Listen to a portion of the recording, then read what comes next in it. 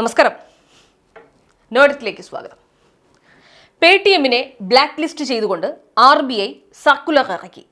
ഏത് പേടിഎം എന്നല്ലേ? നമ്മുടെയൊക്കെ മൊബൈൽ ഫോണിലുള്ള ബാങ്കിങ് ആപ്ലിക്കേഷനായ അതേ പേടിഎം. വിശേഷണം ഇതുകൊണ്ടും തീരില്ല.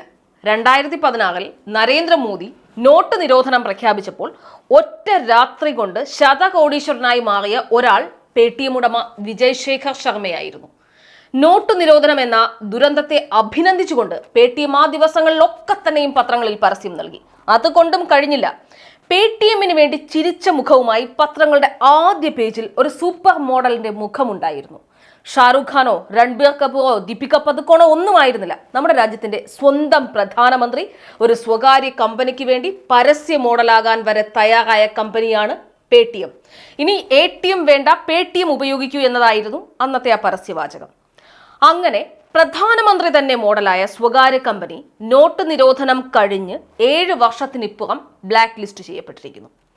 സ്വകാര്യ കമ്പനികളോടും വ്യവസായ പ്രമുഖരോടും BJP ഭരണകൂടത്തിനുള്ള പ്രണയം രാജ്യമെന്നോ മനസ്സിലാക്കി കഴിഞ്ഞതാണ്.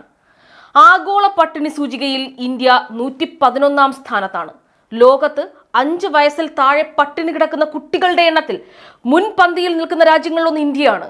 ഉയരത്തിനനുസരിച്ച് ഭാരവും വണ്ണവും ഇല്ലാത്ത കുട്ടികളുടെ നിരക്ക് ലോകത്ത് ഏറ്റവും ഉയർന്നത് ഈ ഇന്ത്യയിലാണ്. രൂക്ഷമായ പോഷകാഹാരക്കുറവാണ് ഇതിന് കാരണം. ഇവിടെ കുഞ്ഞുങ്ങൾ പട്ടിണി കിടക്കുമ്പോൾ ശതകോടീശ്വരന്മാരുടെ മേധസ് വർദ്ധിപ്പിക്കാനും കീശ വീർപ്പിക്കാനുമാണ് ഇന്നത്തെ ഇന്ത്യയുടെ ഭരണകൂട താല്പര്യങ്ങൾ ചെന്നെത്തി നിൽക്കുന്നത്. നുണകളും വർഗീയ പ്രീണനങ്ങളും കൈമുതലാക്കി BJP സർക്കാരിന്റെ ഭരണം പൊടിപൊടിക്കുകയാണ്.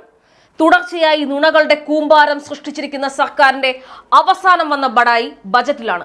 രാജ്യത്തെ 25 കോടി ജനങ്ങൾ ബഹുമുഖ ദാരിദ്ര്യ സൂചികയ്ക്ക് പുറത്തു കടന്നതായി കഴിഞ്ഞ ദിവസം നിർമ്മല സീതാരാമൻ പറയുന്നത് കേട്ടു. 2015-16 കാലഘട്ടത്തിന് ശേഷമുള്ള കാലത്താണ് ബഹുമുഖ ദാരിദ്ര്യത്തിൽ വലിയ കുറവ് സംഭവിച്ചതായി സർക്കാർ സൂചിപ്പിക്കുന്നത്.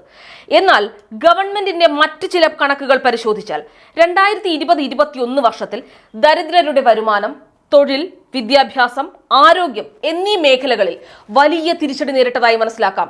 അപ്പോൾ നിങ്ങൾ ഈ പറയുന്ന ബഹുമുഖ ദാരിദ്ര്യം കുറഞ്ഞു എന്ന് പറയുന്നതിന്റെ മാനദണ്ഡം എന്താണ്, ബഹുമാനപ്പെട്ട ധനകാര്യമന്ത്രി? അത് മാത്രവുമല്ല, 2012 ശേഷം ഇന്ത്യയിൽ ഉപഭോഗ സർവേ നടത്തിയിട്ടുമില്ല. അപ്പോൾ പിന്നെ ഈ കണക്കിന്റെ അടിസ്ഥാനം എന്താണ്?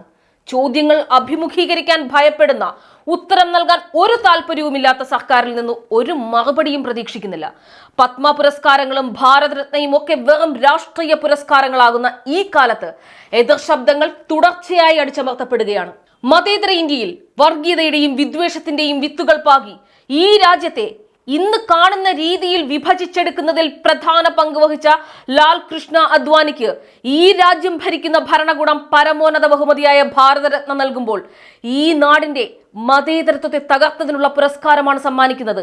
ഭാവി ഇന്ത്യയിൽ ഈ രാഷ്ട്രീയം ഇങ്ങനെയാണെങ്കിൽ ഗോഡ്സെയും ഭാരതരത്ന നൽകി ആദരിക്കപ്പെട്ടേക്കാം.